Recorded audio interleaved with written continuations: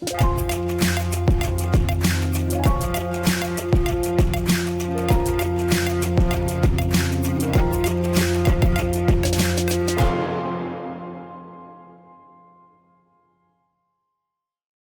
day, everyone. Welcome, and thank you for joining today's special edition of Teneo Insights. I'm Kevin Kajiwara in New York City.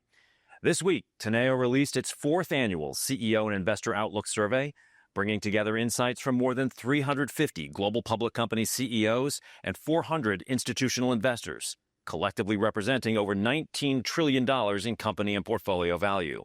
The findings this year capture a moment of profound uncertainty. CEOs are balancing cautious optimism about economic growth and M&A activity with real questions about geopolitical volatility, AI, talent, and whether today's disruptions are temporary or signaling deeper structural shifts. To help us unpack what's really on the minds of corporate leaders, we're joined by Ursula Burns, Chairwoman of Teneo. Ursula serves on the boards of Endeavor Group, Uber, and TSMC, as well as on the boards of numerous educational and nonprofits, including MIT, the Ford Foundation, and the Metropolitan Museum of Art.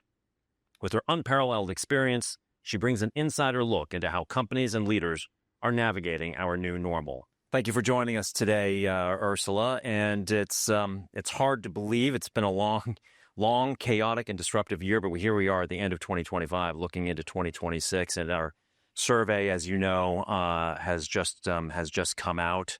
As a reminder, the survey last year was taken right during the election, the presidential election, and so the survey results reflected the moments in the immediate aftermath of that. But here we are in 2025, and I'm just wondering, as we look into 2026, and you've reviewed the findings, what stood out to you? What were the big takeaways? Did anything surprise you, or as a member of so many prominent boards and talking to other CEOs and former CEOs, do you find that was the findings were roughly aligned with what you're hearing out there in the marketplace?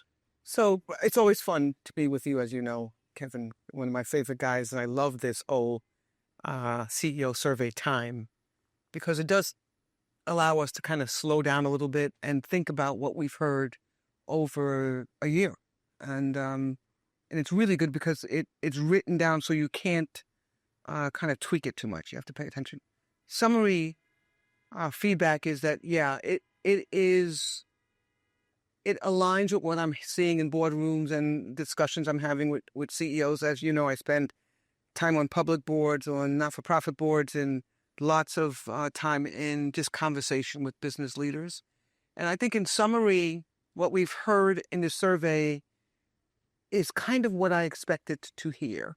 What does that mean? Right? Last year, we came out of we were in the middle of an election, had come out of the election, knew who the new leader was going to be. And when we took the survey, what we got was a level of kind of like optimism and confidence that the reins in some ways would be off and people could actually start to operate business in a very aggressive capitalistic way. What we've seen in the year and what the survey points out is that not quite there, meaning not all of the reins aren't off. We spent a lot of the beginning time just really wrapped around what tariffs going to be, a lot of non-action. But where business is today is that they see paths, most of them on the upside for growth, not only economic growth, for business growth, for growth in the use of tools that make them more effective and efficient, for growth in M&A, access to capital that allows the businesses to keep growing. So we see a level of optimism in business leaders. I see that in the boardroom as well, and in just about all of the conversations. Not as unfettered, like, let's go and, let's have a party in the streets. But I think a fair level of confidence that the economy, not only in the U.S., and not only outside of the U.S., particularly in APAC, they see growth, but across the board that there are places that most businesses can play and make hay, do well and continue to grow. But some of the questions still remain. And, we'll get into them, like AI. What the heck do we do there? What does that really mean? Are we seeing clarity about how we operated in our business? Talent is another one that's been thinking, what do we do exactly? Just some of the questions that you would expect to not be solved yet are still open and still being discussed actively in boardrooms. So you made the point that when the survey was taken a year ago, in the immediate aftermath of the election, there was this kind of expectation that this new administration was going to be remarkably pro-business and pro-growth. It was going to unleash the animal spirits, and we would see that reflected in tax policy, regulatory policy, et cetera. What they seem to not have anticipated, and we could argue about whether they should have or not, was the let's call it the more chaotic policymaking environment that then ensued: tariffs, reversing tariffs, implementing new tariffs, et cetera, and how long it took to implement and articulate coherent policy. As we go into 2026, I mean, one of the findings of the survey I sort of gleaned was that there was this sort of, okay, now we're going to reap what was sown in 2026. Do you think that's fair, or do you think it's going to be more chaos, and that the policymaking environment that we saw over the course of this year is going to continue into next year, or you think it's going to be like, okay, we're going to have the highest tariff levels that we've had since Smoot-Hawley, but we kind of now know where they are, or is it still going to be volatile? I think it's interesting because that question has borne itself out in how the businesses that I interact with on a continuous basis, generally through boards, are reactive. So I'll tell you the response. I think that we'll still see chaotic signals. They're expecting chaotic signals, but their ability to not overreact to those signals is being perfected. So we'll see, I'm angry with A, so I'm going to put a tariff of 100% on A, or whatever other thing that could happen that's kind of wild. But what we're seeing, which started in the beginning portions of Trump's presidency, is this ability to kind of slow down before we all react. Because in the beginning of Trump's presidency, second presidency, what we saw was tariffs are going to be 100%. So everybody did modeling. All of the boards I'm on modeled everything. 100%. What do we do? How about the supply chain? After a while, they saw that the numbers were all over the place and changing pretty much kind of willy-nilly, that the businesses, and I think that this is across the board, are now significantly more confident in their ability to not react immediately. And so what we're seeing is not that the signals are going to be steadier. Maybe they are, maybe they aren't. But what we see is the noise that comes out of that is going to be significantly dampened. This is good, right? Because otherwise what we do is spend a whole bunch of time making up news cycles, doing a whole bunch of analysis, which is basically a waste of time. I think the first couple of months into the presidency taught business to kind of slow down a little bit on some of the signals that are coming out of Washington, some of the signals that are coming out of investments in AI, some of the signals that come out in talent, and react a little bit more in a more measured way around those signals.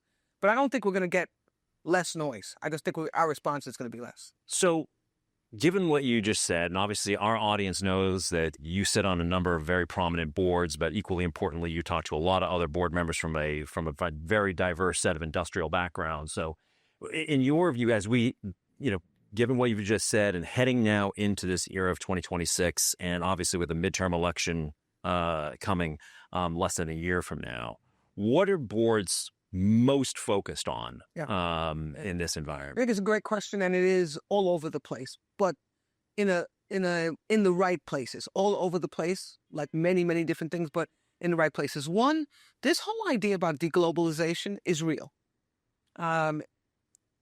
Businesses are redefining and finding new friends and allies and defining new partnerships and enemies based on what they consider to be kind of a permanent resetting of partnerships and moving forward of the world, of the global economy. I don't know if that's good or bad. I think it's generally good. But I also know that it's going to take a while to unwind that. It took us a while to get into it, but there is a move away from sourcing from China. No doubt about it. There's a move towards smaller Asian nations. There is a move there is still a lot of doubt and curiosity around Africa. So people are redefining this in, I think, the first serious look at new sources and partnerships, new sources of assets or key parts than ever before. And I think this is a good thing. It turned out we got here in a difficult way, but I think we're rediscovering flexibility and distribution. Not counting on one person. That's on every board that I sit on and every conversation I have. That's a given. People are defining the world differently and opening up places that they never would have thought of going before. Second is that talent has reset itself yet again. Right? We were in a time right during the election last year. We were starting to come out of this. It is the time of the worker. The worker basically controls the joystick. Right. And right now we're moving back pretty aggressively and pretty quickly. Not that it's not the time of the worker, but that this blind and very flexible approach to just a completely different way of working is, I would say, across the board halted.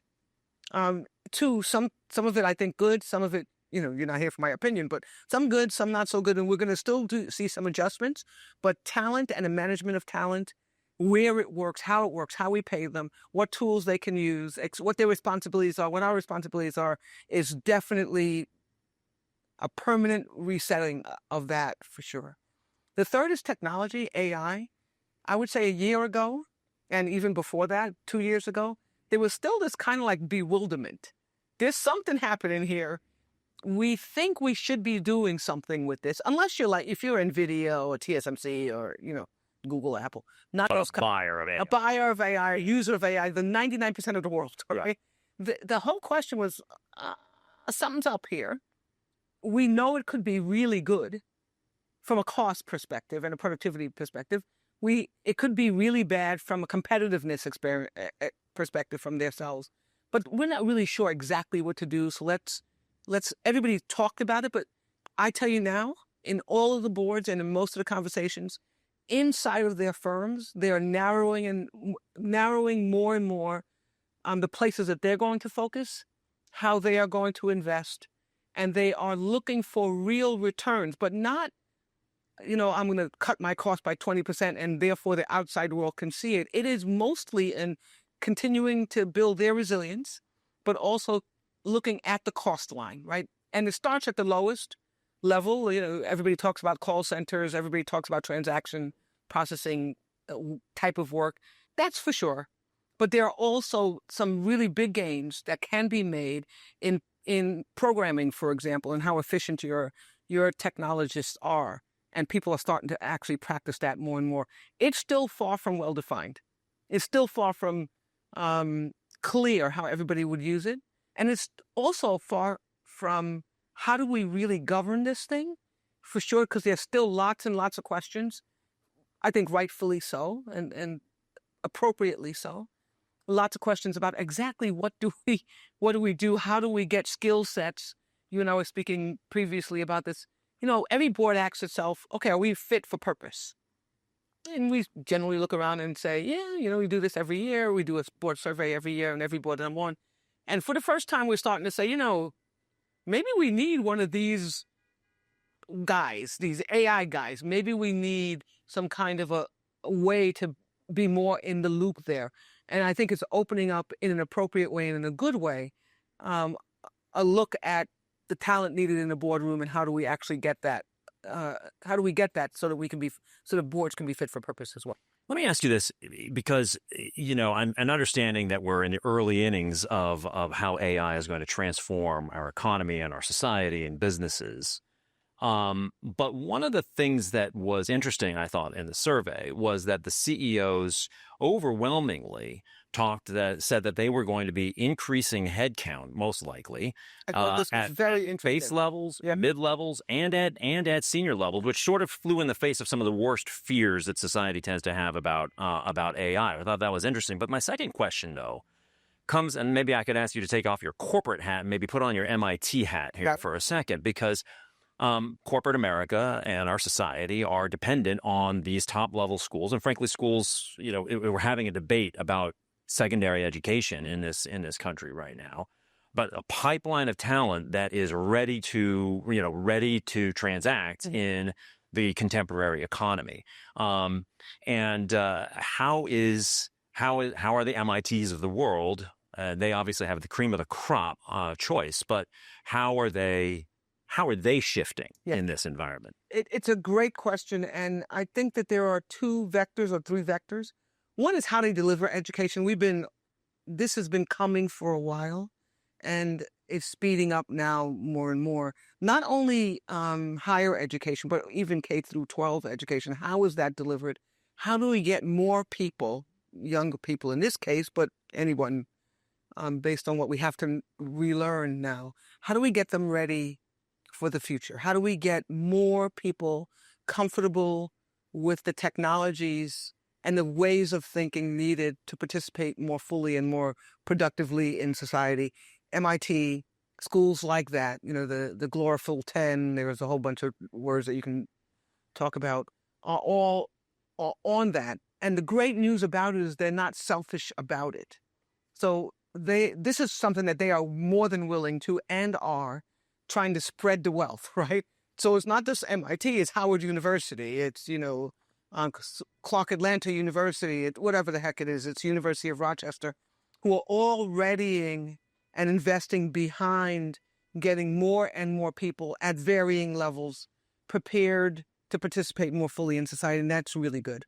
Tools are going to help them, right? We see some of those already, and particularly in K through 12 education. It's going to be hard to get policy to align with that, but that's a longer discussion that we have to think about at some other point. That's a longer, more emotional conversation than it is practical and mathematical. But so what we're going to see is that they are investing in the hard sciences in such a way that they learn and others learn, but they're also at the leadership in thinking about how do you get these very specific skills aligned with business more. And this is one of the parts that's very interesting to me. What we find, and I'll use an example of insurance. In insurance, we have data coming out. You have data coming out of your ears in insurance. So when AI first started to rear its head, they said, we'll just give them all the data. So we gave it to people, and medicine is another. And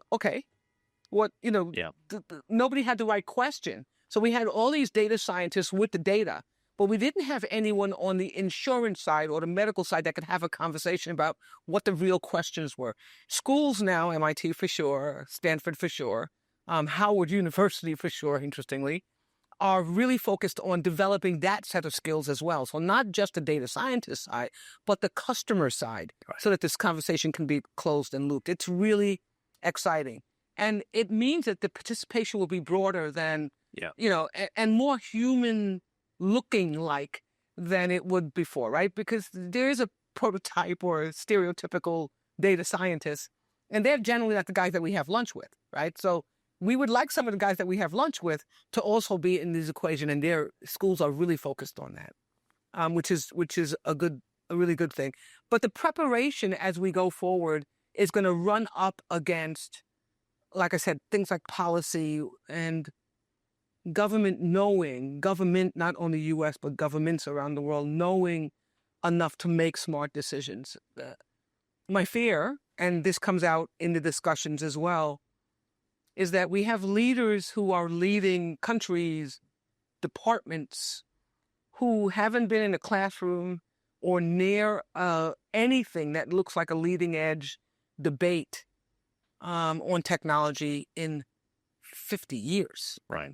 And so, and we're regulating based on 50 years ago rules, which even I don't, I'm old and those are old for me.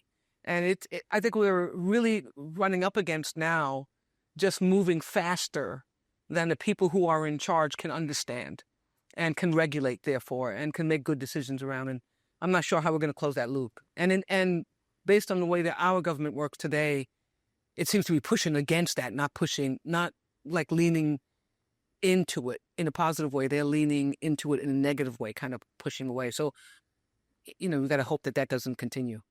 All I can do is hope that that doesn't continue. I don't have a lot of influence in any other way. I'd like to conclude by going back to the board here for a moment, because one of the sort of fascinating, tantalizing data points that came out of the survey was CEOs were asked, is all of the chaos and disruption a temporary phenomenon and will kind of revert back to mean, or is there a bigger tectonic structural shift? And the answer was very interesting. It was split. Basically even. Almost evenly right? down the middle. Somebody's wrong. Yeah. And so given that, and given what you said in your earlier remarks regarding boards and the myriad subject matter that they have got to be on the lookout for as they oversee management of the company, do you see boards, when you look at the pantheon that's out there right now, are we going to need to reshuffle who is on these boards to be able to adequately look at and assess all of these things? Are the backgrounds and qualifications going to be changing? Yeah, I think largely not. I think it will have to be augmented, and I think it has to be augmented, but I think a lot about this. When I was reading the survey again last night, I think about my life and history through boards. That's the best, easiest way for me to think about it. The responsibility of a board nowadays, given the possibility of A or B and A and B being so far apart, the responsibilities of a board, I think, are emphasized. The old responsibilities of a board are emphasized, meaning that you have a strategy that is fundable, implementable, realistic, etc., and aligned with a set of financial goals that you have, or vice versa. You have a set of financial goals aligned with. That you have a team in place that can implement that strategy in the way that, the moral way, the cultural way that you want it implemented in your company, whatever that model is. That you have a set of practices that align with legal and moral things, et cetera, et cetera, et cetera. You have pay policies. So it's at a level that,